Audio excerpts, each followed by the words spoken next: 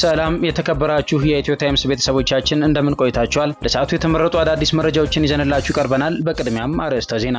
የፌደራል መስሪያ ቤቶች ላይ በሚገኙ 32815 ሰራተኞች ላይ በተደረገ የትምህርት ማስረጃ ማጣራት የ129 የፌደራል መስሪያ ቤት ሰራተኞች የትምህርት ማስረጃ ሐሰተኛ ሆኖ ሲገኝ የ469 ሰራተኞች መረጃ ያልተሟላ ነው ተብሏል። ዝርዝሩን ይዘን ቀርበናል። በደብረ ጽዮን ገብረ ሚካኤል የሚመራው ህወሓት ፌደራል መንግስት የፕሪቶሪያውን የግጭት ማቆም ስምምነት የሚጻረር ድርጊት እየፈጸመ መሆኑን በመጥቀስ የትግራይ ግዛቶችን በኃይል የያዙ የታጠቁ ኃይሎችን በአስቸኳይ እንዲያስወጣ ባወጣው መግለጫ ጠይቋል። ተጨማሪ አለን። በቀድሞው የትግራይ ጊዜያዊ አስተዳደር ፕሬዝዳንት አቶ ጌታቸው ረዳ ጊዜያዊ እግድ ተላልፎባቸው ለነበሩ 3 ከፍተኛ ወታደራዊ አዛዦች አዲሱ የትግራይ ጊዜያዊ አስተዳደር ፕሬዝዳንት እግዱን እንዳነሱላቸው ተጠቁሟል። ሌላኛው መረጃችን ነው። ጠቅላይ ሚኒስትር ዶክተር አብይ አህመድ በነገው ዕለት ለሚከበረው የትንሳኤ በዓል የእንኳን አደረሳችሁ መልእክት አስተላለፉ። የክርስቶስን ምሳሌነት አንስተው ስለ ብዙዎች ሲባል መስዋዕትነት ካልተከፈለ ብዙዎችን ማዳን አይቻልም ያሉት ጠቅላይ ሚኒስትሩ ትንሳኤው ከእስራኤል ለዓለም እንደተገለጠው ሁሉ ኢትዮጵያም ለዓለም ትገለጣለች ብለዋል። ዝርዝሩን የምናስደምጣችሁ ይሆናል። ከፋኖ የተሰሙ ባሉ መረጃዎች መሰረት በሰዴ ወረዳ 3 በክፍለ ጦሮች ጥምረት ከመንግስት ጋር በተፈጸመ ውጊያ በርካታ የጦር መሳሪያዎችና ተዋጊዎች መማረካቸውን እንዲሁም ከ100 በላይ ሰዎች መሞታቸው ተነገረ። አባ ኮስተር ብርጌድ በ3 ቀበሌዎች ባደረገው ውጊያ 80 የጦር ኃይሎች መገደላቸውና የተለያዩ መሳሪያዎች መማረካቸው ተመላክቷል። እንዲሁም የመንበሩ ጌታዬን ሞት አስመልክቶ የሐዘን መግለጫ አውጥቷል። ሙሉ ዘገባውን አጠናቅረናል። ተከበራችሁ የኢትዮ ታይምስ ቤተሰቦቻችን እነዚህንና ሌሎችም ያልተሰሙ መረጃዎችን ለማድመጥ እስከ መጨረሻው ድረስ ላይክ፣ ሼር እና ሰብስክራይብ በማድረግ አብራችሁን እንድትቆዩ እንጋብዛለን።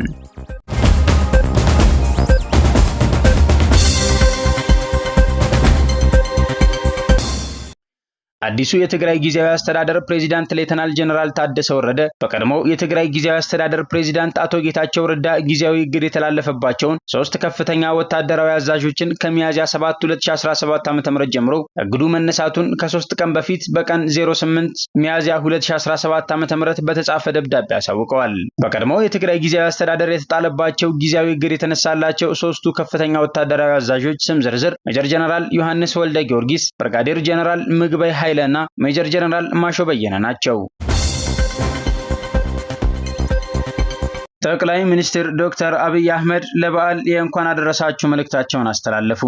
እንኳን ለኢየሱስ ክርስቶስ የትንሳኤ በዓል አደረሳችሁ። ትንሳኤ የመስዋዕትነት የጽናትና የተስፋ በዓል ነው ያሉት ጠቅላይ ሚኒስትሩ የበደለው ዓለም ነው፣ የተሰዋው ግን ክርስቶስ ነው፣ ያጠፋው የሰው ልጅ ነው፣ የካሰው ግን ክርስቶስ ነው፣ ባለዕዳው ሰው ነው፣ ከፋዩ ግን ክርስቶስ ነው ሲሉ ባለዕዳው ሰው ነው፣ ከፋዩ ግን ክርስቶስ ነው ሲሉ ገልጸዋል። የክርስቶስ ሞት አንድም ለማዳን ነው፣ አንድም ለትምህርት ነው። ስለ ብዙዎች ሲባል መስዋዕትነት ካልተከፈለ ብዙዎችን ማዳን አይቻልም ያሉት ጠቅላይ ሚኒስትሩ ሀገርን፣ ህዝብን፣ ወገንን ማዳን ከተፈለገ መስዋዕትነት መክፈል ይገባል። ቃል ክርስቶስ በቃሉ ብቻ አልተናገረም፣ በመስቀል ላይ ውሎ ፍቅሩን በተግባር ገለጠው እንጂ ራሱ አስታራቂ፣ ራሱ ታራቂ፣ ራሱን መስዋዕት ሆነ ብለዋል። አክለውም ዛሬ ኢትዮጵያን የሚወድ ሁሉ መስዋዕት ለመሆን የተዘጋጀ መሆን አለበት። በሌሎች መስዋዕትነት መጓዝ የኦሪት ሰዎችም አድርገውታል። 1000 በጎችንና 1000 ፍየሎችን ሰውተው ነበረ፣ አልሆነም እንጂ። ሀገርን ማዳን የሚቻለው ሌሎችን በመሰዋት አይደለም፣ የራስን ጉልበት ጊዜና እውቀትን በመሰዋት እንጂ። በዚሁ የእንኳን አደረሳችሁ መልእክታቸው ላይ ሀገርን ለማዳን ወደ ትህትና፣ ወደ እርቅና ወደ ምክክር መስቀል አውርዶ ራስን መሰዋት ያስፈልጋል ያሉት ጠቅላይ ሚኒስትሩ መስቀል መከራ ነው፣ ስድብ ነው፣ ግርፋት ነው፣ ውርደት ነው። ራሳችንን ለሰላምና ለእርቅ መንገድ ስናዘጋጅ ከብዙዎች ዘንድ ስድብ፣ እርግማን፣ መከራ ይጠብቀናል። የሚያዋጣን ግን ከሊቶስጥራ እስከ ቀራኒዮ የኢትዮጵያን መስቀል መሸከም ነው። ለኢትዮጵያ ትንሳኤ ስንል መስቀሏን መሸከም ብለዋል። ትንሳኤ ከጽናት በኋላ የሚገኝ ድል ነው ሲሉ የሚቀጥሉት ጠቅላይ ሚኒስትር ከፊቱ የጅምላ ፍርድ አለው፣ ከፊቱ እግዘት አለው፣ ከፊቱ ግርፋት አለው፣ ከፊቱ መራቆት አለው፣ ከፊቱ መከዳት አለው፣ ከፊቱ የፀሐይ መጨለም፣ የጨረቃ ደም መልበስ፣ የከዋክብትም መርገፍ አለው። በዚህ ሁሉ ግን በሸላቾቹ ፊት ዝም እንደሚል በግ ክርስቶስ በጽናት ቆመ። ስለ ዓላማ ሲባል መከራን ታገሰ፣ ስለ ሰው ልጅ ሲባል ሁሉን እየቻለ በጽናት ተጓዘ ብለዋል።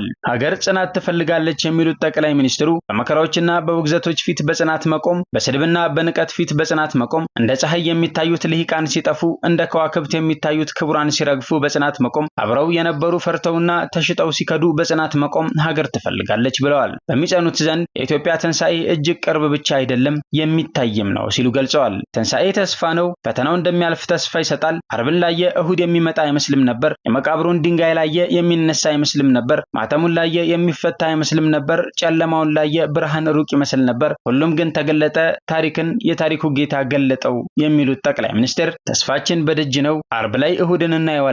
ከሞት ባሻገር ህይወትን ከመቃብር አልፈን አልፈንም ትንሳኤን የምንመለከት ነን ብለዋል። የሚጨበጥ ህልም የጠራ ምናብ አለን የሚሉት ጠቅላይ ሚኒስትሩ ስለዚህም ወጀብና አውሎ ነፋስ አያስደንቀንም፣ ዛሬ ለነገ ሞት ለትንሳኤ ቦታ እንደሚለቁ የምናውቅም የምናምንም ነን ብለዋል። ለኢትዮጵያ ትንሳኤ የሚተጉ ብዙዎች ናቸው ያሉት ጠቅላይ ሚኒስትር ዶክተር አብይ አህመድ የህማማቱ ጊዜ እያለፈ ነው፣ አሁን አርብ ወደ ማታ ላይ ነን፣ ከጸጥታው ቀን በኋላ የኢትዮጵያ ትንሳኤ ይመጣል፣ ከሄዱት ብዙዎች ይመለሳሉ፣ ከተሳሳቱት ብዙዎች ያስተውላሉ፣ አርብ ዕለት በከንቱ የጮሁት ብዙዎች ያፍራሉ፣ ፈራጆች ይጸጸታሉ፣ ተገዳዳሪዎች ይበታተናሉ፣ የመቃብር ጠባቂዎች ይደነግጣሉ፣ ኢትዮጵያ ግን አይቀሬ በሆነው ትንሳኤ ትነሳለች ብለዋል። ቀጥለውም ትንሳኤው ከእስራኤል ለዓለም እንደተገለጠው ሁሉ ኢትዮጵያም ለዓለም ትገለጣለች ያሉት ጠቅላይ ሚኒስትር የትንሳኤ በዓል የሚያስተምረን ይህንኑ ነው በማለት የእንኳን አደረሳችሁ መልእክታቸውን አስተላልፈዋል።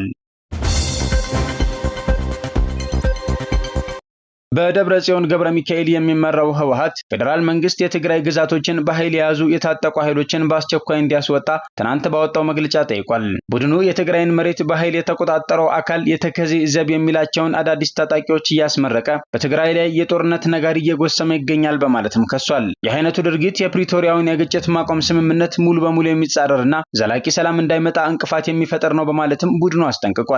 የአፍሪካ ህብረት ፓናል በአፋጣኝ ተሰብስቦ በፕሪቶሪያው የግጭት ማቆም ስምምነት አጠቃላይ አፈጻጸም ላይ እንዲወያይም ቡድኑ ጠይቋል። ስምምነቱ ሙሉ በሙሉ ተግባራዊ ባለመሆኑ የህዝብ ሞት፣ ስቃይና ሰቆቃ እንደቀጠለ ይገኛል ብሏል። የፕሪቶሪያው ስምምነት ባለፉት 2 ዓመታት ለትግራይ ህዝብ ትርጉም ያለው ለውጥ አላመጣም ያለው ፓርቲው የታጠቁ ኃይሎች በኃይል በያዟቸው የትግራይ ግዛቶች አሁንም ወገኖቻችን እየተገደሉ፣ እየተፈናቀሉ፣ እየታሰሩና እየተሰቃዩ ይገኛሉ ብሏል። ቡድኑ የፕሪቶሪያው ስምምነት ተደራዳሪዎችና ዓለም አቀፉ ማህበረሰብ ተፈናቃዮች ወደ ቀያቸው እንዲመለሱ አስቸኳይ እርምጃ እንዲወስዱም ጥሪ አድርጓል። በአብክመ የወልቃይት ጠገዴ ሰቲት ሁመራ ዞን ዋና አስተዳዳሪ የሆኑት አቶ አሸተ ደምለው በዛሬው ዕለት የእንኳን አደረሳችሁ መልእክታቸውን አስተላልፈዋል። የጨለማ አበጋዞች ከትንሳኤያችን አያስቀሩንም፣ ለመላው የክርስትና እምነት ተከታዮች በሙሉ እንኳን ለትንሳኤ በዓል በሰላም አደረሳችሁ አደረሰን የሚሉት በማህበራዊ ትስስር ገጻቸው ላይ የእንኳን አደረሳችሁ መልእክታቸውን ያስተላለፉት አቶ አሸተ ደምለው በክርስትና ሃይማኖት አስተምሮ መሰረት ከትንሳኤው በፊት መከራና ፈተናዎች አሉ። የእውነት መንገድ በፈተና የተሞላ ስለመሆኑ ጌታችን መድኃኒታችን ኢየሱስ ክርስቶስ ዓለምን ለማዳን ወደዚች ምድር ከመጣበት ጊዜ ጀምሮ እስከ ቀራንዮ ድረስ በከፈለው ዋጋ እንረዳለን ብለዋል። ክርስቶስ ሞትን ድል የነሳበት የመከራ መንገድ ለእውነት ሊከፈል ስለሚገባው ዋጋ ሕያው ተምሳሌት ነው የሚሉት አቶ አሸተ ደምለው በዚህ ተምሳሌት በትንሳኤው ጉዞ ውስጥ ህማማት ስለመኖሩ እንገነዘባለን። ህማማት የፈተናዎች መብዛት፣ ከዓላማቸው ወጥተው የሚክዱን መኖር፣ ለጊዜያዊ ጥቅም የመንበርከክ፣ ዘላቂውን ሳይሆን በዕለት ፍላጎት ተጠልፎ መውደቅ የሚበዛበት የፈተና ወቅት ነው ብለዋል። ነገር ግን ለሚበረቱ ሁሉ ድል ከነሱ ጋር ነውና በፈተናዎች መጽናት ትንሳኤን ያቀርባል ሲሉ ገልጸዋል። ትንሳኤ ዋጋ ተከፍሎበት የሚመጣ የመዳን ብስራት ነውና ከትንሳኤው በፊት ዋጋ የከፈለልንን ጌታችንን መድኃኒታችን ኢየሱስ ክርስቶስን እንደምናመሰግነው ዛሬ የወልቃይት ጠገዴ ህዝብ በእጁ ላስገባው ነጻነቱ ለእውነትና ፍትህ ውድ ዋጋ የከፈሉ ሰማዕታትን ሁሉ እንዘክራለን፣ እናመሰግናለን ብለዋል። ለትውልድ ዕዳን አናወርስም የሚል መርህ አንግበው የታገሉና መስዋዕትነት የከፈሉ ወገኖቻችን አደራ አለብንና ዛሬም ነገም ለማንነታችንና ለህልውናችን ዘብ እንቆማለን።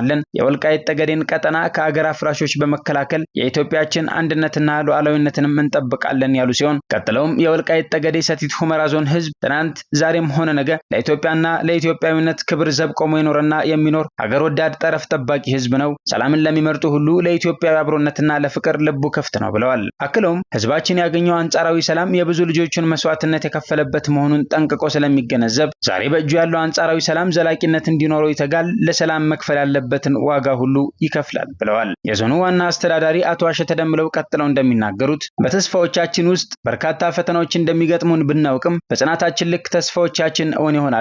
ባለፉት ዓመታት ካሳለፍናቸው የትግል ፈተናዎች የተረዳነው ሀቅ የወልቃይት ጠገዴ የአማራ ማንነት ጥያቄ እውነተኛና ፍትሃዊ በመሆኑ በትግላችን ከሞት አጠገብ አዲስ ህይወት፣ ከመቃብር ጎን ትንሳኤ መኖሩን አረጋግጠናል። የጨለማ አበጋዞች ከትንሳኤያችን እንደማያስቀሩን ዛሬ የደረስንበት የትግል ምዕራፍ ሕያው ምስክር ነው ብለዋል። እስከ በረታን በጽናት እስከ ቆምን ድረስ ከትንሳኤው እንደርሳለን። በፈተና የማይንበረከክ የትንሳኤውን ቀን ያያል። ትንሳኤ ከእስራት የመፈታት ተምሳሌት ነው። ትንሳኤ ነጻነት ነው። ትንሳኤ ብስራት ነው። እዚህ ቀን ላይ ለመድረስ ግን ዋጋ መክፈልን ይጠይቃል ሲሉ የእንኳን አደረሳችሁ መልእክታቸውን አስተላልፈዋል። 129 የፌዴራል መስሪያ ቤት ሰራተኞች የትምህርት ማስረጃ ሐሰተኛ ነው ተባለ። የፌዴራል መስሪያ ቤቶች ላይ በተደረገ ፍተሻ የ129 የፌዴራል መስሪያ ቤት ሰራተኞች የትምህርት ማስረጃ ሐሰተኛ ሆኖ መገኘቱን የትምህርት ሚኒስቴር ገለጸ። ፕሮፌሰር ብርሃኑ ነጋ የ2017 የበጀት ዓመት የ9 ወራት አፈጻጸም ለህዝብ ተወካዮች ምክር ቤት ባቀረቡበት ወቅት እንደተናገሩት ትምህርት ሚኒስቴር የፌዴራል መስሪያ ቤት ሰራተኞችን የትምህርት መረጃ የማጣራት ስራ እያከናወነ ይገኛል። በመጀመሪያ ዙር ከ280 የፌዴራልና ተጠሪ ተቋማት መስሪያ ቤቶች ከሲቪል ሰርቪስ ኮሚሽን በተላከው መረጃ መሰረት የ32815 ሰራተኞች የትምህርት ማስረጃ ትክክለኛነት መጣራቱን አብራርተዋል። በዚህም 129 ሐሰተኛ የትምህርት ማስረጃ የተገኘ ሲሆን የ469 ሰራተኞች መረጃ ያልተሟላ በመሆኑ ለሲቪል ሰርቪስ ኮሚሽን ተመላሽ ተደርጓል ብለዋል። ከዚህ በኋላ የዲፕሎማ ትምህርት ማረጋገጫ ወረቀት በፌዴራል ትምህርት ሚኒስቴር ታትሞ የሚሰጥ ሲሆን ከዚህ በፊት በዩኒቨርሲቲ ሲሰጥ የቆየው ሂደት እንደማይቀጥል ተናግረዋል። በትምህርት ስርዓቱ ላይ እየዋሉ ያሉ የትምህርት መረጃዎች የተአማኒነት፣ የወቅታዊነትና የጥራት ችግር የነበረባቸው በመሆኑ ይህንን ለመቅረፍ አዲስ ዲጂታል የመረጃ ስርዓት በመላው ሀገሪቱ ተግባራዊ በማድረግ ላይ እንደሚገኝ ገልጸዋል። የፋሲካ በዓልን ምክንያት በማድረግ ለሰራዊቱ አባላት የሚደረገው ድጋፍ ቀጥሏል ተባለ። የላይኛው አዋሽ አግሮ ኢንዱስትሪ ፋብሪካ ሀገራዊ ግዳጃቸውን በመወጣት ላይ ላሉ የመከላከያ ሰራዊትና የፌዴራል ፖሊስ የፋሲካ በዓልን ምክንያት በማድረግ ግምታቸው 270 ሺህ ብር የሚሆኑ ሰንጋዎችን ድጋፍ አድርጓል። ድጋፉን ያስረከቡት የድርጅቱ ስራ አስኪያጅ አቶ ከፍያለው ቱሉ ሰራዊታችንና የጸጥታ አካላቱ በጥምረት ለሚያደርገው ሀገራዊ ግዳጅ በተለያዩ የዓመታዊ በዓሎችና ሌሎች ተመሳሳይ ፕሮግራሞች ላይ ከጎኑ በመሆን እየፈጸሙት ላለው ተልዕኮ እኛም በምንችለው መንገድ ለማገዝ ስንል የፋሲካ በዓልን በማስመልከት የሰንጋ ከብቶችን ድጋፍ አድርገናል ብለዋል። የክፍለ ጦሩ ዋና አዛዥ ኮሎኔል አባዲ ልዑል ሰራዊታችንና የፌዴራል ፖሊስ እንዲሁም ከሌሎች የጸጥታ አካላት የሲቪል ማህበረሰብ ጋር በመጣመር የተሰጠውን ሀገራዊ ተልዕኮ እየተወጣ ነውና ድርጅቱ ላደረገልን ድጋፍ በመላው የክፍለ ጦሩ የሰራዊት አባላት ስም ምስጋና ከፍ ያለ ነው ብለዋል። በተመሳሳይ በምስራቅ ሸዋ ዞን አቃቂ ወረዳ ለአንድ ክፍለ ጦር ለበዓል መዋያ ከ150 ሺህ ብር በላይ ግምት ያላቸውን ሰንጋዎች ድጋፍ አድርጓል። ድጋፉን የተረከቡት የክፍለ ጦሩ ዘመቻ ኃላፊ ሻለቃ አንዋር መሐመድ ክፍሉ ቀጠናውን ከመረከቡ በፊት ሸኔ ትምህርት ቤቶችን፣ መኖሪያ ካምፕ፣ ክሊኒኮችን ለራሱ የግል ዓላማው ማስፈጸሚያ አድርጎ ለበርካታ ጊዜያት ግለሰቦችን እያፈነ በሚሊዮን የሚቆጠር ገንዘብ እየተቀበለ ህብረተሰቡን ሲያሰቃይበት እንደነበር ገልጸው ሰራዊቱ በቦታው ከተሰማራ በኋላ ሁሉም የመንግስትም ሆነ የግል ተቋማት ወደ ቀድሞ ስራቸው እንዲመለሱ ተደርጓል ብለዋል። ለተደረገው ድጋፍም ምስጋና አቅርበዋል። ድጋፉን ያስረከቡት የምስራቅ ሸዋ ዞን የአቃቂ ወረዳ አስተዳደር አቶ ቤካም ቱራ ሰራዊቱ ከህዝብ የወጣ ለህዝብ የሚተጋ በመሆኑ ሰላም ማረጋገጥ ብቻ ሳይሆን በልማቱም የሚሳተፍ መሆኑን ገልጸው ይህ ድጋፍ ከሰራዊቱ ጎን በመሆናችንና እንደ ማበረታቻ እንዲሆን በማሰብ ለበዓሉ ከማህበረሰቡ የተውጣጣ ድጋፍ እንደሆነ ገልጸዋል። የአማራ ፋኖ ዘመቻ አንድነት በጎጃም ግንባር 31ኛ ቀን በሰዴ ወረዳ 3 በክፍለ ጦሮች ጥምረት በሚደረገው ውጊያ መብረቁ ተፈራ ብርጌድ፣ መዝገቡ አለልኝ ብርጌድ፣ መዝገበ ጮቄ ብርጌድ፣ ደጋ ዳሙት ብርጌድ፣ ደባይ ጮቄ ብርጌድ እና አረንዛው ጎንቻ ብርጌድ በጋራ ውጊያውን ያካሄዱ ሲሆን በዚህም 73 ክላሽ፣ 28 የሞተር ቅንቡላ፣ 223 የሞተር ሸኝ ባሩድ፣ ብሬን 2፣ ስናይፐር 3፣ የብሬን አፈሙዝ 1፣ የብሬን ተተኳሽ 2620፣ የክላሽ ተተኳሽ 6950፣ ቦምብ 22፣ መገናኛ 4፣ ላፕቶፕ 3፣ የክላሽ ካዘና 108 እንዲሁም ከ61 በላይ ምርኮኛ መማረኩ ተዘግቧል። 17 እስረኛ ማስለቀቅም ተችሏል ተብሏል። አንድ ብሬንና አንድ ስናይፐር ከነተተኳሻቸው ግለሰብ ቤት ውስጥ መሽገው ከቤት እንዳሉ መገደላቸው የተነገረ ሲሆን 64 መከላከያ፣ 29 ሚሊሻ፣ 6 አመራር፣ 4 ፖሊስ በድምሩ 103 ሲገደሉ ሌሎች በመቶዎች የሚቆጠሩ ቁስለኛ መሆናቸው ተመላክቷል። ጌታሰው ውበት አንድ ክላሽና ስናይፐር ሲማርክ ጠግቤው ሁነኛው ደግሞ የድጎው ውጊያ ላይ ብሬን ማርኳል ተብሏል። የሁለተኛ ክፍለ ጦር ሰብሳቢ የነበረው ጀነራል መንበሩ ጌታዬ 2 ምሽግ ብቻውን እንደተቆጣጠረና እንደማረከም ተጠቅሷል። በተያያዘ ዜና የአማራ ፋኖ በጎጃም 8ኛ በላይ ዘለቀ ክፍለ ጦር ስር የሚገኙ አባ ኮስተር ብርጌድ እና ሶማ ብርጌድ በመድፍ የታገዘ ውጊያ ሲያካሄድ መዋሉን ዘግቧል። የአገዛዙ ኃይል በዕለተ ስቅለት ምዕመናንና መነኮሳት የስግደት ፕሮግራም በሚያደርጉበት ዕለት ሚያዝያ 10 2017 ዓ.ም በታላቁ ዲማ ጊዮርጊስ አዲስ ዓለም ጎተራና ወይራ ቀበሌ ላይ በሁለት መድፍ ሞርተር ዙ 23 በርካታ ኃይል ከደብረ ማርቆስ የትኖራ ይዞ የመጣ እንደሆነ ጠቅሶ የአባ ኮስተር ብርጌድ በዲማ ቅዱስ ጊዮርጊስ ቤተ መስቀል ላይ እንደ ቅጠል ሲያራግፈው ውሏል ብሏል። አባ ኮስተር ብርጌድ በ3 ቀበሌዎች ባደረገው ውጊያ 80 ኃይል ሲገደል አንድ መከላከያ ከነሙሉ ትጥቁ መማረኩን አመላክቷል። ከዚህ በተጨማሪም አንድ ኮሪያ ክላሽ፣ 5 የክላሽ ካዘ፣ 2 ቦምብ፣ 460 የክላሽ ጥይት ተማርኳል ብሏል። 4 አምቡላንስ፣ 1 ኦራልና 1 አይሱዙ ሞትና ቁስለኛ ይዞ ወደ ደብረ ወርቅ ከተማ መሄዱን የጠቀሰው ፋኖ በዚህ ውጊያ ሻለቃ አወል የሚባለውን አዋጊ መሞቱን አመላክቷል። መንግስት የዲማ ጊዮርጊስ ገዳም ቤተክርስቲያን በሁለት መድፍ ለመምታት አስበው የመጣ ቢሆንም የፈረሰኛው ቅዱስ ጊዮርጊስ ገዳምን መምታት ይቅርና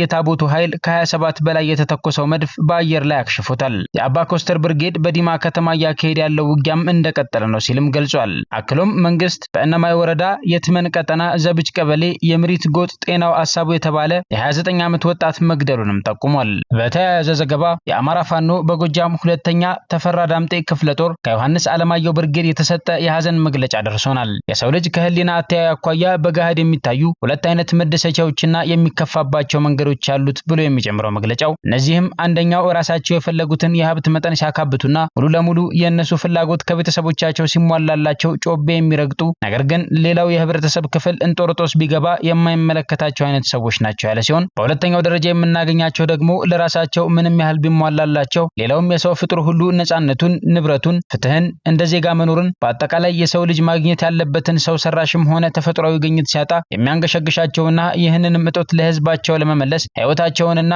ሁሉ ነገራቸውን ለህዝባቸው የሚሰጡ አይነት የተቀደሱ ሰዎች ናቸው ይላል። በመግለጫው እንደተመላከተው በእኛ ዘመንም ዘላለም ሐዘኑ ከልባችን የማይወጣው አርበኛ መንበሩ ጌታዬ ሁሉ ነገር ከተሟላለት ኑሮ ወጥቶ በዕለተ ስቅለት ለህዝብ ሲል ውድ ህይወቱን እንደ አብርሃም በግ ራሱን ለህዝቡ መስዋዕትነት አቅርቦ ጠላትን ረፍርፎ ራሱን ሰውቶ ፍጹም በሆነ የጀግና አሟሟት አልፏል ብሏል። ቀጥሎም አርበኛ መንበሩ ጌታዬ መብረቁ ተፈራ ብርጌድን በሚመራበት ወቅትም ሆነ ከቅርብ ጊዜ ወዲህ የሁለተኛ ተፈራ ዳምጤ ክፍለ ጦር ሰብሳቢ ሆኖ በገባባቸው አውደ ውጊያዎች ሁሉ ከሚመራው ሰራዊት ቀድሞ መሪ ሆኖ እየገባ በጠላት ላይ ከፍተኛ ኪሳራ ያደረሰና መንግስትን ከመንግስትነት ወደ ተራ ሽፍታነት የቀየረ ሐቀኛ ደፋር ጀግና ተዋጊና አዋጊ የመርህ ሰው ነበር ብሏል። በየመድረኩ አብሮት ላለ ተሰብሳቢና የፋኖ ሰራዊት ሁሉ አመኑኝ ቀድሚያችሁ እየገባሁ እዋጋለሁ ቀድሜም ለአማራ ህዝብ እሰዋለሁ በሚለው ቃሉ የሚታወቀው መንበሩ በእያንዳንዱ ግንባር አዋጊ ተዋጊ መሪ ወታደርና ፖለቲከኛም ሆኖ ከፈጣሪ አሟልቶ የተሰጠውን ጸጋ ሳይሰስት ለህዝቡ ሰጥቷል ብሏል። ህይወቱ እስካለፈችበት ጊዜ ድረስ በከፍተኛ ደረጃ በመንግስት ላይ ቁሳዊና ሰዋዊ ኪሳራ ካደረሱ የትግሉ መሪዎች መካከል